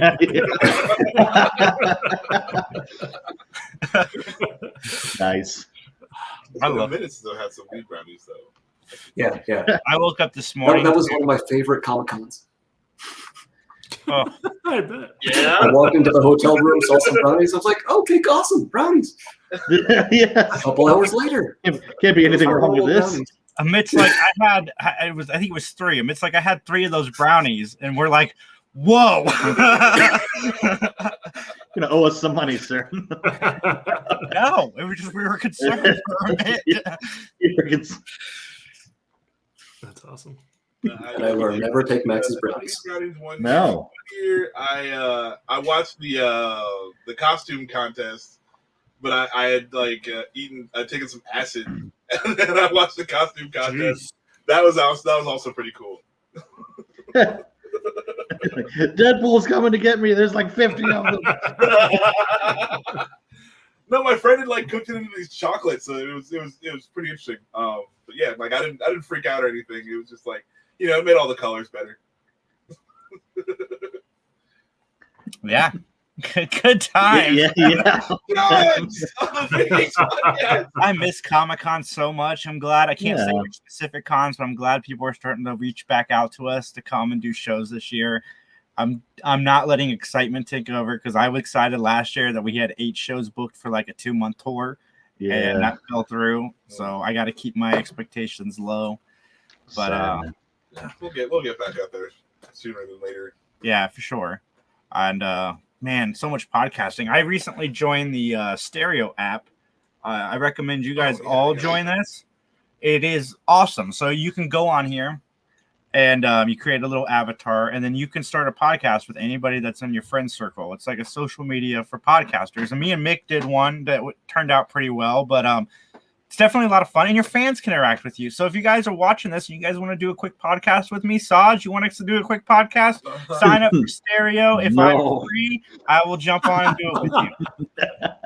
No.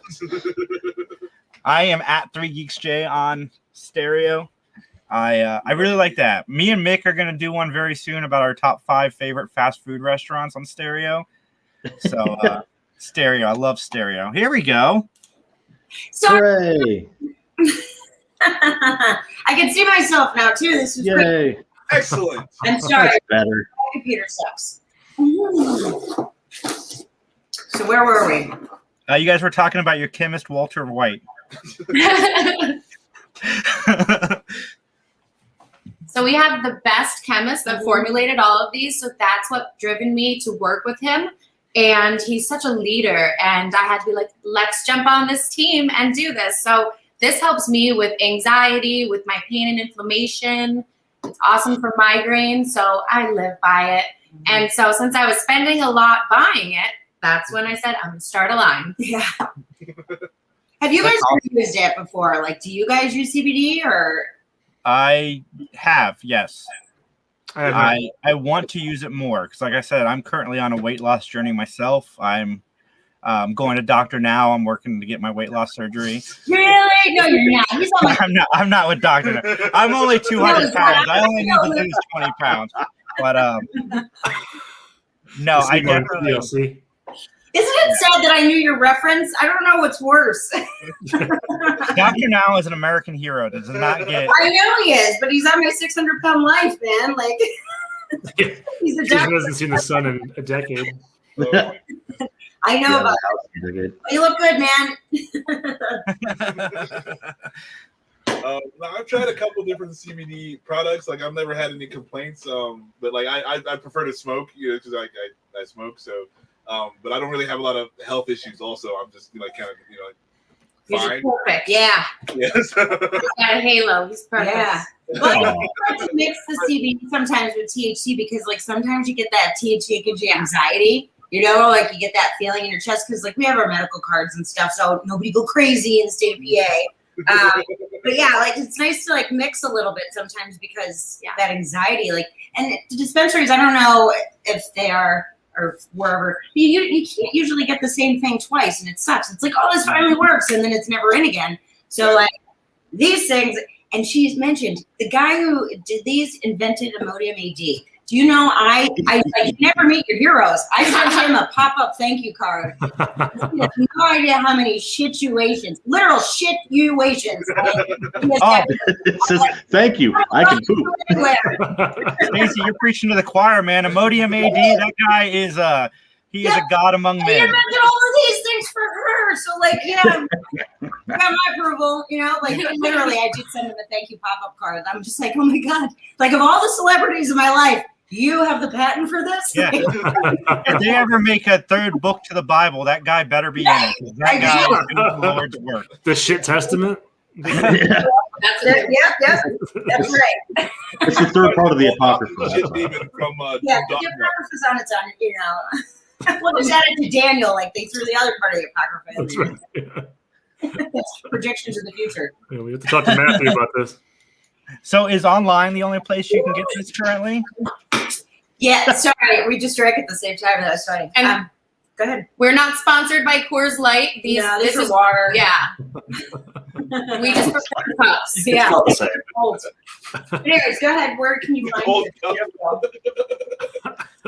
Yeah, you can find all this stuff online on my website. It's lindsaynoel.com, and it's spelled very weird because my mom likes to be original. It's right there on underneath her name. Ah. And it's right here too. Yeah, right there you go. Oh yeah, CBD's for the men too. Paul made it. I made it on it. Yeah. Great.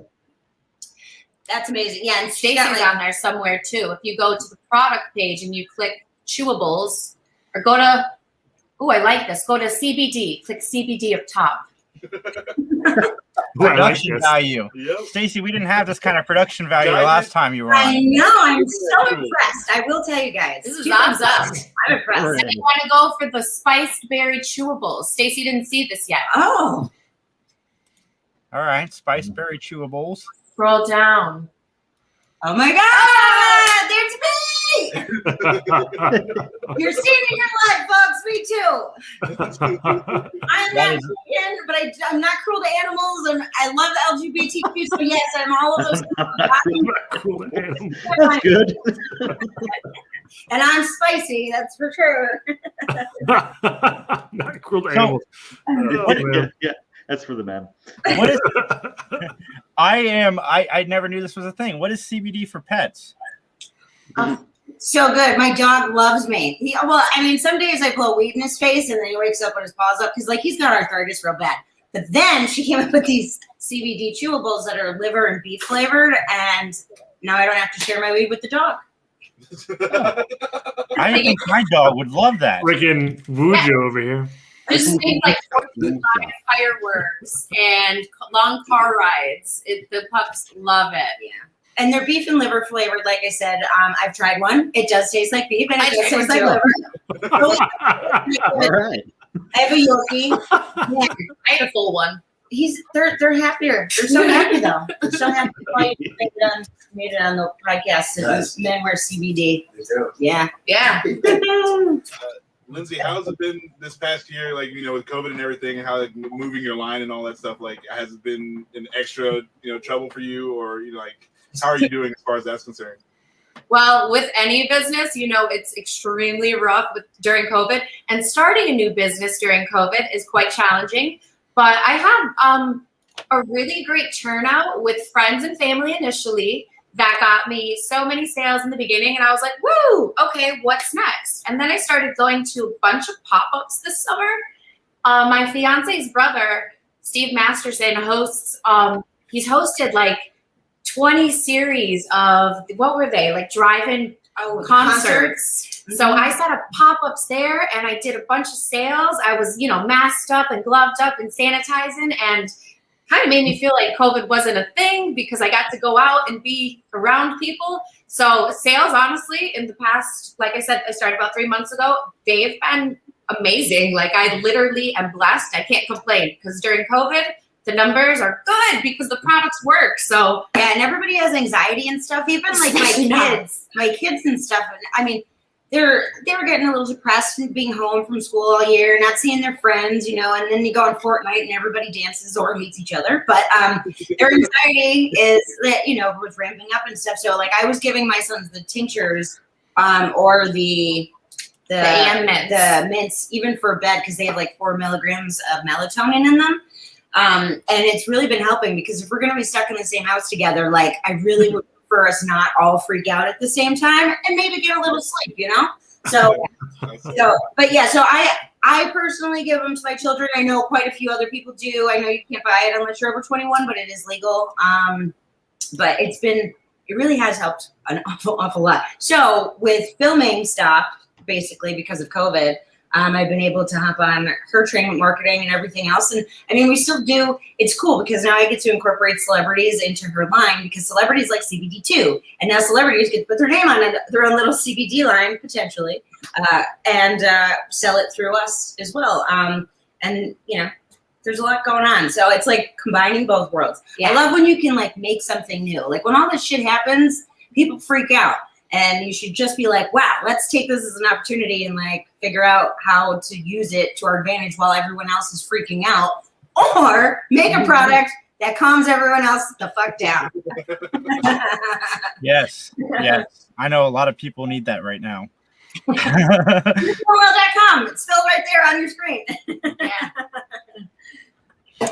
But Stacey, you said you've been winning a lot of awards lately.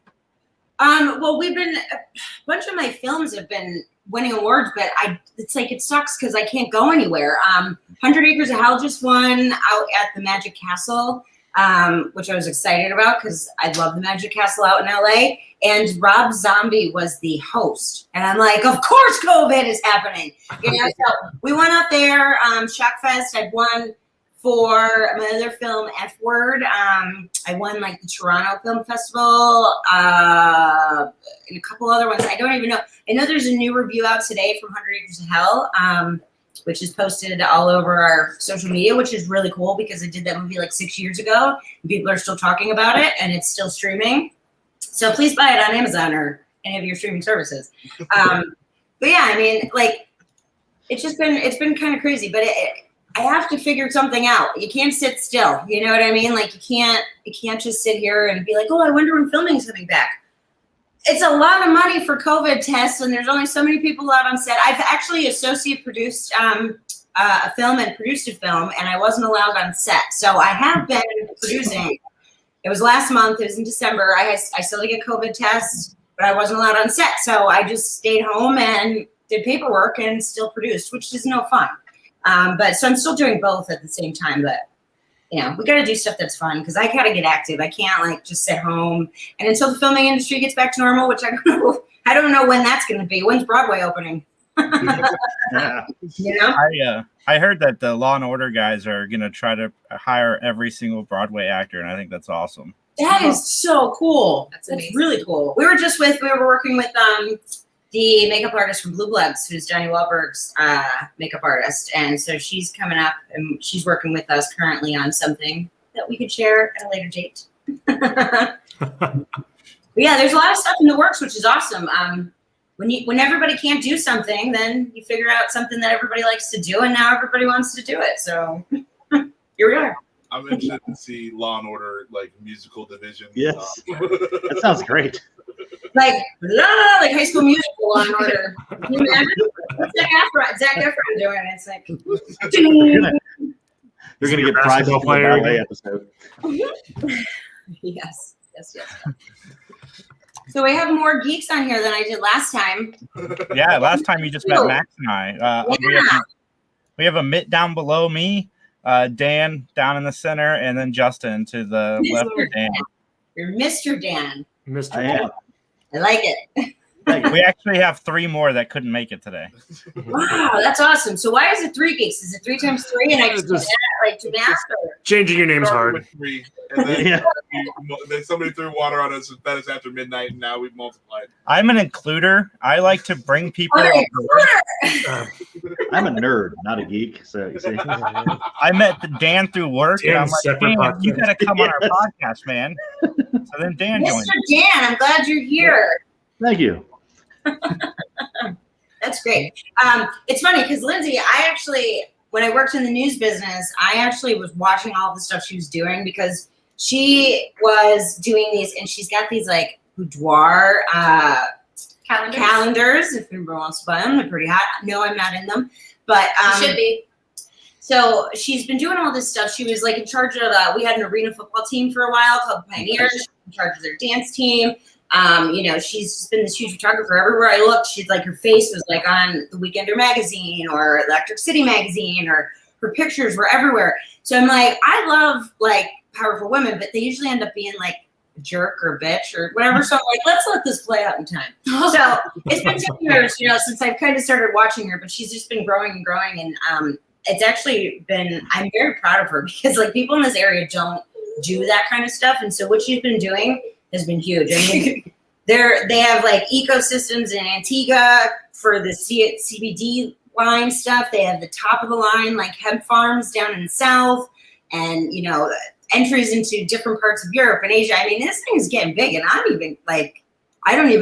have to call in reinforcements for marketing because like I haven't even had anything at this caliber yet. So it seems small right now, but behind the scenes, like it's so much bigger than I even know. So I'm like calling people like, I know I'm supposed to be the professional here, but like this is really a little bit bigger than what I'm used to, but I want to learn. So can we figure it out together?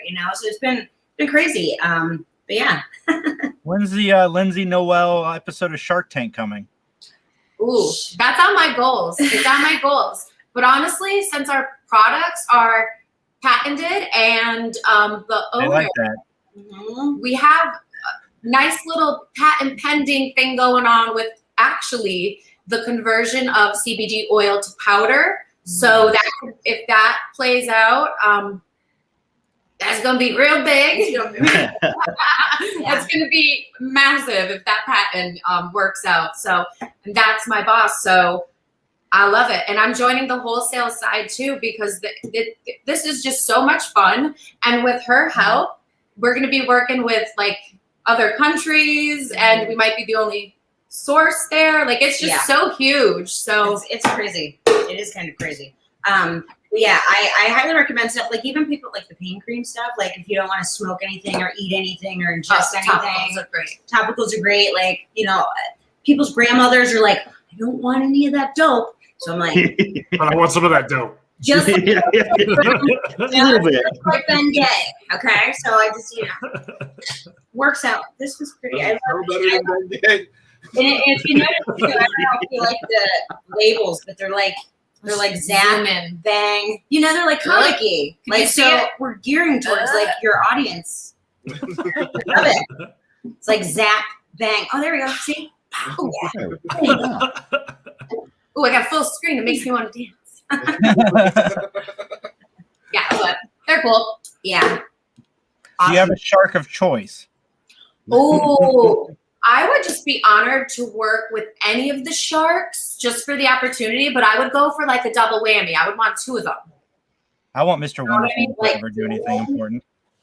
When I was in college, I was in a meeting with Mark Cuban, right? He was like 100 of us, and like he got so many Shark Tank questions. It was so funny. Like, they would just stand up and try to pitch up an idea because it's supposed to be just for like college kids, and just random people would just sit down and be like, "Hey, I'm gonna pitch you an idea for like a beer or something." He's like, "Dude, use the internet." It was. Yeah. But I mean, what do you expect? Like, we're on here talking about CBD. If somebody comes up and starts talking to us about CBD stuff, like it's kind of you're gonna have to respect.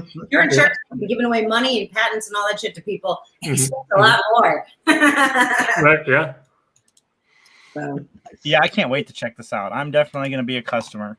Yay! That's good. And if you like it and you mention my name, you'll get a discount. You get a discount and some free shit. So her line, my name, bingo.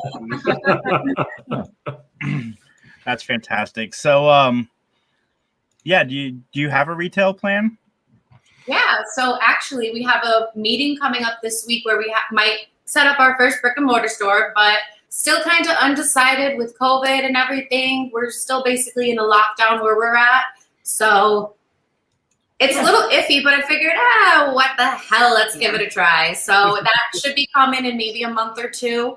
And then as soon as I get my first one, we plan on just expanding and kind of getting a bunch at the same time. So yeah, and there's some new products coming out. Like, can you talk about Delta 8s? Ooh. Talk about Delta 8s. We just ordered a kilo of Delta 8s for our line. And do you guys know anything about Delta 8s? It's Delta 9. Okay? So it's totally legal. Absolutely legal to sell. It's CBD, 30 milligrams of CBD. You take it. It's a chewable tablet. And it tastes like candy. And then it turns to THC in your liver. 10 milligrams each 30 milligram capsule. And yes, you do feel it. But they give it to people like, you know, chemo patients and stuff for nausea and people who don't want to smoke. It literally has like I get the eyes and the dry mouth and like all the same stuff. And I just have to eat, you know, a couple of these chewables. So those they're called Delta 8s. They're gonna be available soon.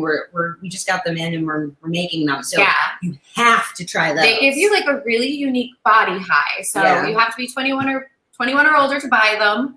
We're sticking with that rule. But let me tell you, I gave my mother one and I didn't tell her what it was. I just said, take one. So she took it and she's like, oh, okay. You know, I feel nice and relaxed. So I was like, all right, take 3. So the next day, mints, right? Yeah. So the next day I was like, take 3. She messages me the next day. She's like, so there's a hummingbird poking me in the head last night. I'm like, what? She got a little side effect from it. And I took a couple and I was speaking Latin. I don't know Latin. So. I don't think my mother would forgive me if I told her just take this. No, but I mean, literally, I'm excited. I'm excited to have them. They're available in other stores and stuff too. I've seen them like in the mall and everything. You just have to be very careful because a lot of people don't get their tests done. Like testing for this stuff is like $25,000. So like if you're getting gummies at a gas station from a no-name brand, I guarantee it's crap. It's just like the pot that they used to sell you in high school that they swept off the floor and added oregano to. I guarantee it. You know, so like all this stuff is like gone through testing and all this other stuff. It's like I didn't realize how much crap there was out there because I was buying all of like the CBD gummy bears and stuff, which apparently are illegal in the state of PA. You're not allowed to sell edibles, but they do anyway. I'm like, oh, what? And now I'm teaching you. Chocolate with CBD in it, totally illegal. Lollipops, why? I don't know. Yeah. It's too sweet. You can't have too many good things together in the same time. It probably because it appeals to kids. Yep. So you could. So she came up with some really good like loopholes, like beverage enhancers. So like we didn't make the beverage, but if you put a couple of these, it'll make your water taste like blueberry. And then we're meeting with a spirit vodka company soon, we have CBD for beer and for all spirits. So it's like, it's insane. It is absolutely insane. This is a great product to come out with. I wish that we came up with it before COVID, though, because COVID would have made us millionaires. Everybody using it. Yeah, we just were out there a little bit earlier, but okay. We're here. Out there with Bezos, like, we did it. Like, we did it. We're getting people high. Enjoy or not high. Okay. Everybody was drinking alcohol. Like I did go and I went to a recycling center last summer, and it's just these trucks are just bringing in just all alcohol. And like, wow, like there's nothing else but just like bang clang of just alcohol stuff. And I was like, really? Like, it just blew my mind. So yeah, we could have made a lot more money. Well, people, now you know, okay? Now you know. That's all that matters. So my question to you, Stacey, is what are the odds we can get you in a Kevin Smith movie? In one, not gonna happen. I don't go in them.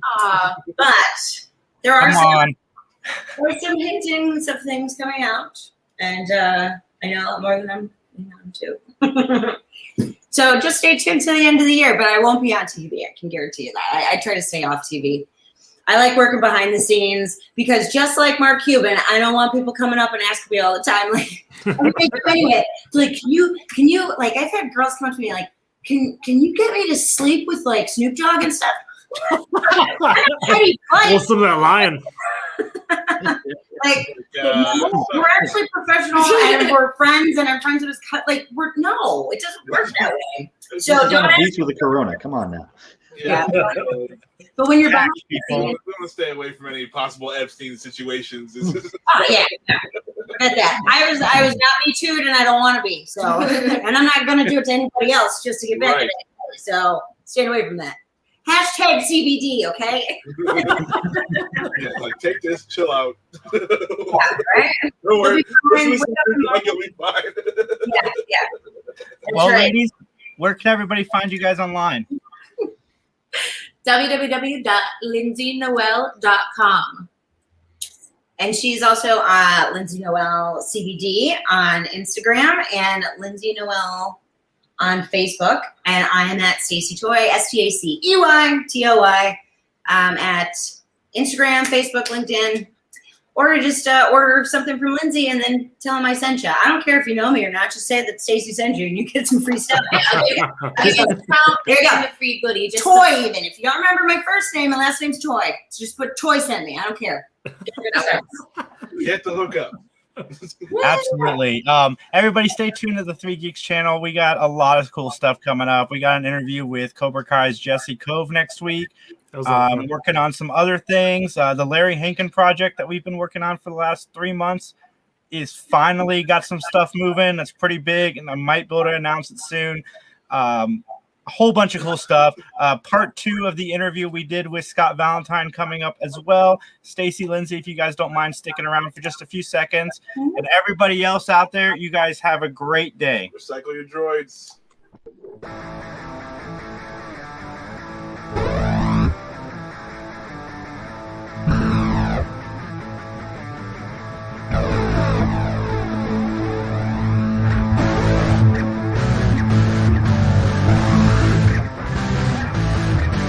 Yeah.